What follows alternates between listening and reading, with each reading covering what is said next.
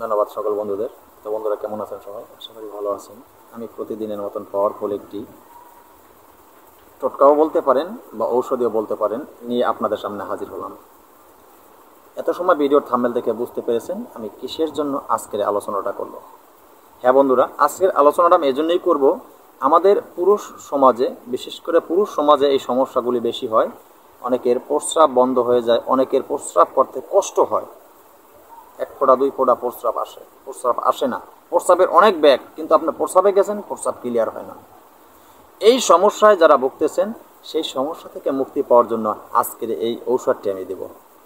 তো বন্ধুরা, এই আজকের বলা এই ঔষধটি আপনারা কীভাবে কোনভাবে প্রয়োগ করবেন, কোন নিয়মে ঔষধটি আপনারা খাবেন, সেই সঠিক নিয়মটা আমি বলে দিব। কি ঔষধ আপনারা খেলে মুক্তি পাবেন এই রোগ থেকে সেটা বলে দিব। কিন্তু আপনারা ভিডিওকে স্কিপ করে দেখবেন না। সঠিক নিয়ম মতন যদি কাজ না করতে পারেন কোনো কাজে আসবে না। তাই বন্ধুরা, আমি মূল আলোচনায় চলে যাব। ভিডিওর আলোচনায় চলে যাওয়ার আগে আমার চ্যানেল অলৌকিক শক্তি চ্যানেলটি সাবস্ক্রাইব করে পাশে থাকা বেল আইকনটি বাজিয়ে নোটিফিকেশন অন করে দিয়ে চ্যানেলের সাথে আপনারা থাকবেন, যাতে আমি কোনো নতুন ভিডিও আপলোড করার সাথে সাথে সবার আগে আপনার কাছে চলে যায়। তো বন্ধুরা, আরেকটি কথা বলে রাখি, আমার চ্যানেলের ভিতরে ইদানিং কিছু প্রতারক চক্র ঢুকে গেছে। কেন বললাম এই কথাটা জানেন? আপনাদের কাছে আমার প্রশ্ন, আমার দর্শক বন্ধুরা, ভিউয়ার্স এবং আমার সাবস্ক্রাইবার বন্ধু যারা আছেন সকলের কাছে আমার প্রশ্ন, আপনারা যার যার জায়গায় বসে আছেন বা যার যার কাজে আপনারা ব্যস্ত আছেন, এখন যদি অকারণে কেউ আপনাকে একটা বকা দেয়, আপনি তাকে কিচ্ছু বললেন না, চিনেন না, দেখেন নাই কোনো দিন, হঠাৎ যদি আপনাকে একটা বকা দেয় বা আপনাকে কোনো একটা মন্দ কিছু বলে, আসলে আপনারা তাকে কি বলবেন? ভদ্রলোক বলবেন না কোনো নরকের কীট বলবেন? আর যদি আপনাকে একটা বকা দেয়, বাজে বকা অকারণেই, তাহলে আপনারা তাকে কি বলবেন? ভদ্র ঘরের সন্তান বলবেন না ডাস্টবিনের জারের সন্তান বলবেন? আপনাদের কাছে আমার প্রশ্ন। তো ইদানিং আমার চ্যানেলের ভিতরে এরকম কিছু এসে গেছে। আমি দেখেন, আপনাদেরকে যতটুকু আমি বোঝানোর চেষ্টা করি, আমার চ্যানেল থেকে সত্য ততটুকু আপনাদেরকে আমি দেই।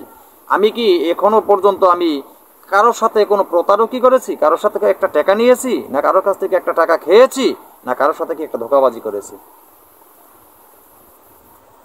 এ প্রমাণ কেউ দিতে পারবেন? কেউ দিতে পারবেন না। কারণ আমি যতটুকু সত্য ততটুকু আপনাদের সামনে তুলে ধরেছি।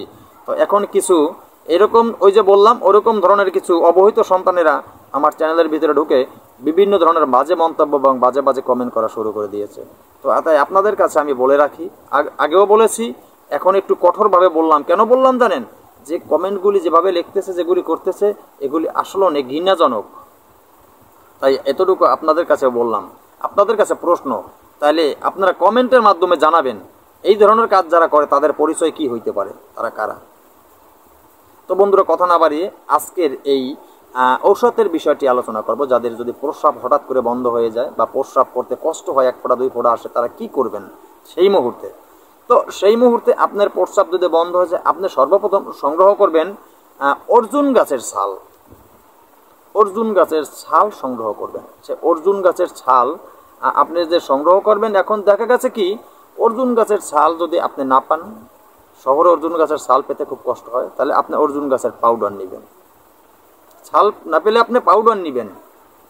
আপনি অর্জুনের পাউডার নেবেন, পরিমাণ মতন পাউডার নেবেন। যেমন দেখা গেছে আপনি 1 চামচ পাউডার নিলেন, 1 চামচ পাউডার নিয়ে, ওই 4 চামচের 1 চামচ পাউডার আপনি নিয়ে আপনি কোনো পাতিলার ভিতরে মনে করেন যে 1 গ্লাস পানি দিবেন।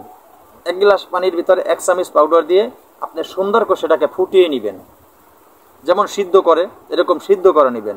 সিদ্ধ করে যখন পাউডারটা যখন সিদ্ধ হয়ে যাবে, তখন সেটাকে সেকে ওই যে গুঁড়াগুলো থাকে সেগুলো আপনি ফেলে দিবেন। যে পানিটা থাকে, সেই পানিটা যখন ঠান্ডা করে পানির গ্লাস আপনি খেয়ে নেবেন। তো এইভাবে আপনি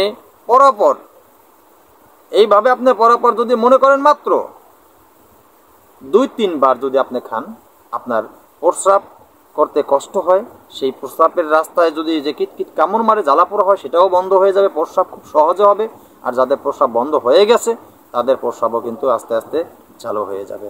তো বন্ধুরা, আজকের ভিডিওটা এ পর্যন্ত ছিল। নতুন কোনো ভিডিও নিয়ে আসার আগ পর্যন্ত সকলে ভালো থাকবেন। ধন্যবাদ সবাইকে।